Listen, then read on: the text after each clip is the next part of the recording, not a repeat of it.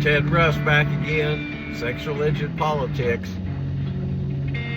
We got the Peppers here. Sometimes I feel like I don't have a partner.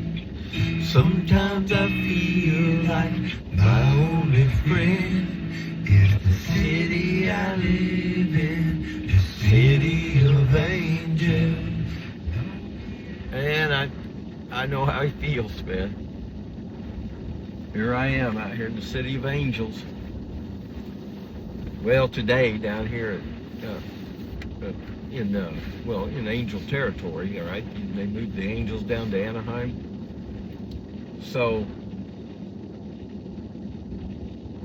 yeah, sometimes it gets a little bit lonely out here. So, you just do what you gotta do. Well, I said I don't know what we're going to talk about today, but maybe we better just torch up a doob and figure out. I wrote a couple things down here. Well, I guess the first thing I'd talk about is what's going to save America. I mean, honestly, we are declining. We've been declining for a long time. I mean, if you want to just look at debt, just the debt thing alone, it took us 205 years to reach the 1 trillion mark. And now, 40 some years after that, I think we're probably close to 40 trillion by now. These two parties don't want to talk about it. There's no candidate that's ever going to talk about it. It's just the way it is. So, what's going to save America? I mean, financially. Well, financially, you're going to have some major change. Whoa, infused. With some good heavy-duty stuff. It's infused. It'll help you think clearly. So what I was saying was what's going to save us financially. Just if you only look at the financials, right? Everybody knows we cannot keep just rolling money like this. At 40 trillion, I mean, yeah, there's a lot of people in the world, rich folks in countries that want to hold U.S. dollars because they're stable. They've been stable. But how much can we have out there being held like that? I don't know. I'm not sure. And nobody else is sure either. The only thing I would say is it'd sure be nice to balance our budget for a change. I think we can have a lot of stuff that, they keep telling us we can't afford this, we can't afford that. We can't afford things because we're not working anymore. We're not producing anything. All of our goods are brought here from other countries. We have over-immigrated, flooded the labor market with cheap labor from all over the world in order to, have cheaper goods, is what they told us. But the truth is, the goods never get cheaper. It's just whoever owns the business makes more profit. That's what it's all about. And this is what we're chasing, and this is what we're fighting, is just a battle of exactly that. The battle between, you could call it good and evil, as in the Bible. The battle between the rich folks and the takers that are wanting to take even more, and the people that are getting taken from. We used to have a strong middle class, and when I say middle class, let me describe to you what it was like back in the days of a strong middle class. Let's say you're going to graduate for sure anytime after World War II. If you're going to graduate in the 50s, 60s, and even 70s and somewhat in the 80s even. When you graduate high school or even quit school when you're 16, you're going to have a job waiting on you. It's going to be more than the minimum wage. it is likely to be twice the minimum wage once you've worked there for just a little bit. There will be somebody around, you know, supervising you or running this other area. There will be, even in a small town, there will be somebody making 5 times the minimum wage. And that's what they did to your wages, guys. You guys are sitting here, and this is why I wanted to do this video. I get so perturbed at my classmates back in Indiana. You know, am I afraid to call them by name? Hell no. Carl Reynolds from my class is saying that all these Arabs all want to come over here and chop my fucking head off and all this stuff. And I'm like, you know what? Muslims are pretty peaceful people until you drop a bunch of bombs on them, then they're like fucking hornets, you know. You go up and whack the hornet's nest, and, you know, you're going to have some repercussions. But Carl, he's out there, man. I mean, he's repeating the same shit I heard. We heard this more than once in our life, right? Ronald Reagan was that theory, right? Watch out for these Muslims, they're terrorists and whatnot. Let's bomb Libya. Remember, that was one of the first ones we did. And then here we are in 2000 with Bush, and yeah, they're terrorists. We need to blow the whole fucking Middle East up.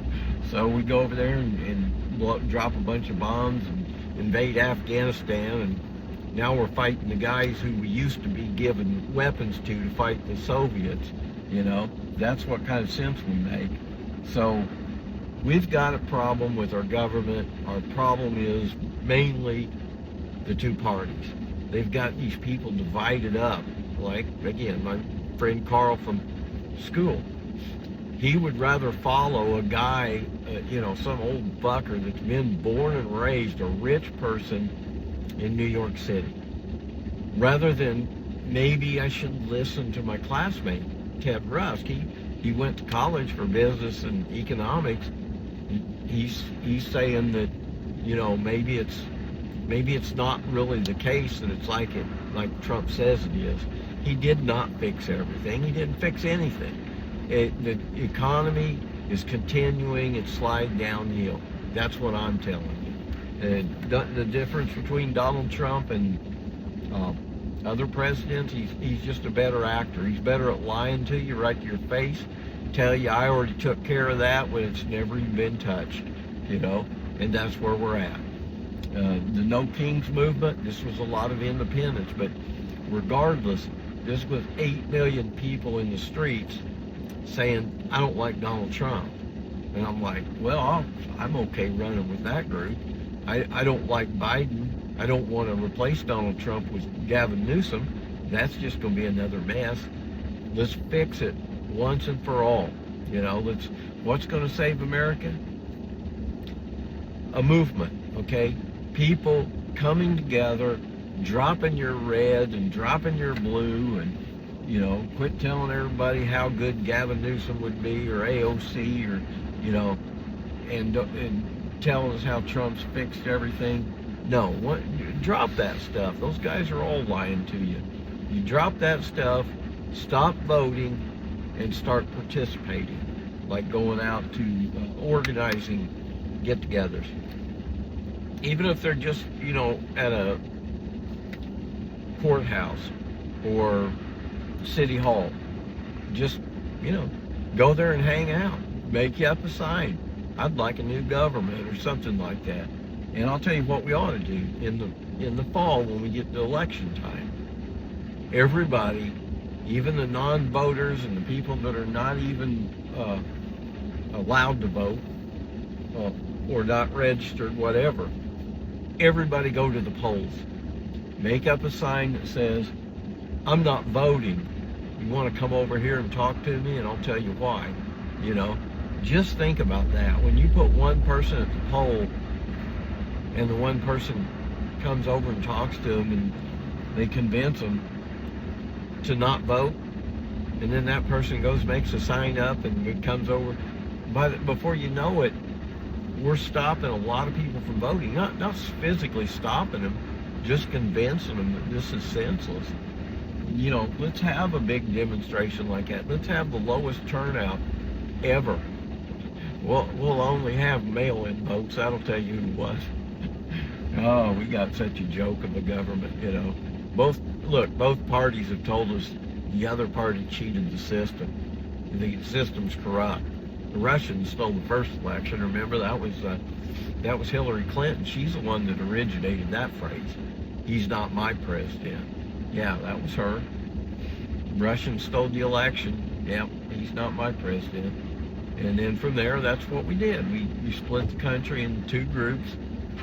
Each group hates the other group, and that's where we're stuck. They run the whole election process. These followers, I can call them, they're idiots. They're red-blue idiots that vote for them, pull the lever every time. These guys don't even know that their votes don't count. You know, they think we got to vote blue. We got to get a big blue wave in here because Trump's going to ruin the country. And then, you know, when Biden's in there, I heard the same thing out in Indiana about red wave. We got to get a red wave in here because this radical left, you know, especially out in California, the radical left is out to destroy America. And when I moved back here, my friends tell me, he's pretty blue, and he's telling me, well, you know what the problem is? That radical right and Trump and everything, they're out to destroy America. And I'm like, son of a bitch.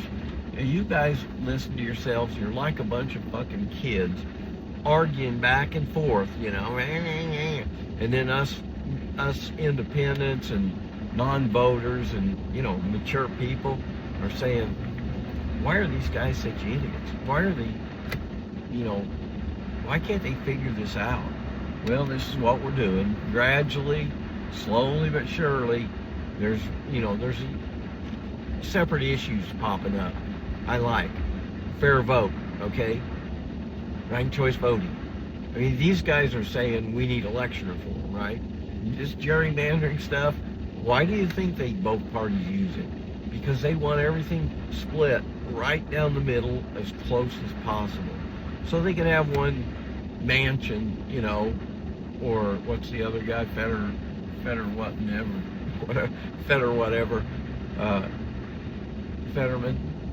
you know, so that one guy can just flip-flop. Nothing ever has to get done. Only the stuff that gets done to make rich people richer, faster. Oh yeah, those go. That guy swings with those, for sure. Boy, when it comes to raising the minimum wage or something for the working folks, forget it. He'll swing the other way just as quick. So, what's going to save America? I'll tell you what's going to save America. It's going to be a movement. I mean, people have to give up on these parties. The other people that are not part of these parties need to come out and get in the streets. You know, let's go have a movement, have a protest. Protest every weekend at the courthouse, you know, organize something, and let's get moving. And veterans, I hate to ask them for anything. They've already dedicated their life to our country, but everybody respects them. Nobody ever bad-mouths any veterans.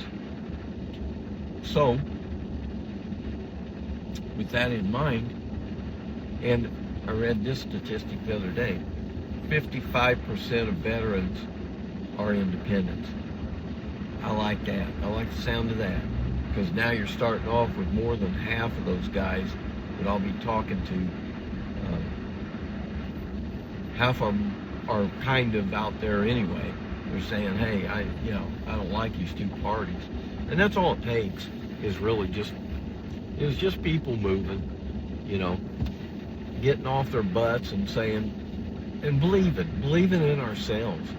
I mean, I'm sitting here preaching an idea to you guys about how we can fix our country. And I'm pretty optimistic about it because I've studied history. I know how things go. Once they hit rock bottom, everything will start correcting itself. Most of the time throughout history, it's been violent.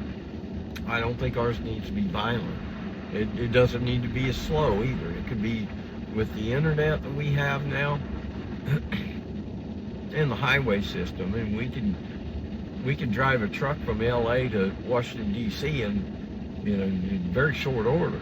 2 weeks. During those 2 weeks, filming and telling everybody what we're going to do, and you know, we'll go have a protest in Washington D.C. We'll dump a load of cow poop and we'll put signs in it with all the pictures of all the crooks. Okay, and we'll light it on fire, and just as a saying, telling them this is what we think of you guys, you know. And believe me, all the pictures that are going to be in that manure pile will involve every party out there, and independents too, because Bernie's an independent. He's got really let us down, you know. Anybody that used to be a Bernie supporter, most of them are really, really pissed off, and I am too. I let it ride for a while, but now, yeah, I'm getting pretty pissed off about it. Bernie Sanders is a fucking loser, okay? Jimmy Dore calls him a loser, so I think I can too. He laid down on the job, promised all this revolution stuff. He's just like Trump. I'm going to do this, I'm going to do that, and then just not do it and hope the people don't notice. Yeah, well, we noticed. Jimmy Dore, if you like anything that I'm saying, listen to Jimmy Dore every now and then. I don't listen to every video he makes, because he's one of those kind of like news guys. I'm not a news guy. I'm a guy that's just telling you, speaking off the cuff, and I'm telling you, we can do a lot better than we're doing, okay? I don't need to tell you that, you know, something about the Ukrainian war or what's going on in Israel, or, you know, I don't need to tell you all that stuff. There's plenty of other guys telling you that every single day. I'm telling you, you need to quit listening to that shit and just listen to somebody who's telling you, let's go fix it now, okay? Quit your arguing, quit your fighting and bickering back and forth, you know, and let's go fix it, all right? So pass this along, this video, pass it along. Pass it to any veterans you know, and, you know, let's get a group together, start talking. Sound good? All right. I'll talk to you next time. Thank you, and God bless.